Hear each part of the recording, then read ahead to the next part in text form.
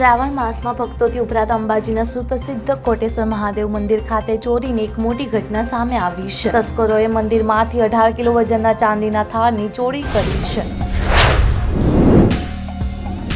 અમદાવાદના નિકોલ વિસ્તારમાં આવેલી ખાઉધરા પોઈન્ટના નામની ખાણીપીણીની દુકાનમાં ફરી એકવાર ખાદ્ય વસ્તુમાંથી જીવાત નીકળવાની ઘટના સામે આવી. એક ગ્રાહકે ઓર્ડર કરેલા મસાલા ઢોસાના સંભારમાંથી મરેલો વંદો મળી આવ્યો.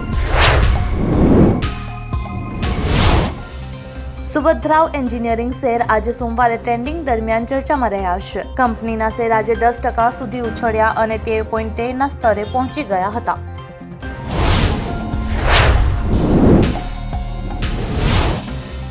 અરવલના ખેરથલ તિજારા વિસ્તારમાં એક ઘરની છત પર નીલા ડ્રમમાં એક વ્યક્તિની લાશ મળી આવી. મૃતકની પત્ની, તેના 3 બાળકો અને મકાન માલિકનો પુત્ર ગાયબ છે. મહારાષ્ટ્રના સોલાપુરના 42 વર્ષીય સોફ્ટવેર એન્જિનિયરિંગ હુકુમચંદ રતનચંદ શાહે લંડનથી ભોપાલ સુધીની 16,000 કિલોમીટરની રોડ ટ્રીપ પૂર્ણ કરી છે. 35 દિવસમાં આ સફરને પૂર્ણ કરી છે. ભારતની સૌથી મુશ્કેલ પરીક્ષાઓમાં યુપીએસસીનું નામ મોખરે છે. આ પરીક્ષાને પાસ કરાવી એટલી સરળ નથી. ઘણા ઉમેદવારો અનેક પ્રયાસો પછી પણ સફળ થતા નથી.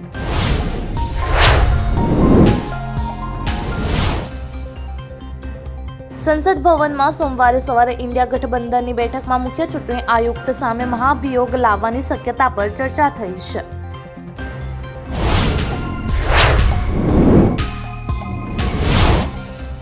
ટોંકમાં એક ઇન્ટર્નને હિજાબ પહેરીને ફરજ બજાવતા અટકાવવાને લઈને વિવાદ થયો છે. મુસ્લિમ સંગઠનો મહિલા ડોક્ટરના વિરોધમાં ઉતરી આવ્યા છે.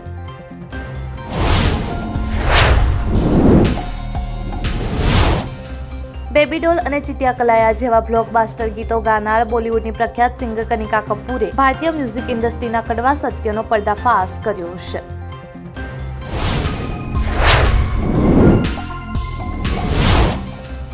મુંબઈમાં છેલ્લા 3 દિવસથી ભારે વરસાદને કારણે શહેરના રસ્તાઓ પાણીમાં ગરકાવ થઈ ગયા છે, જેના કારણે ઘણા વિસ્તારોમાં પાણી ભરાઈ ગયા છે.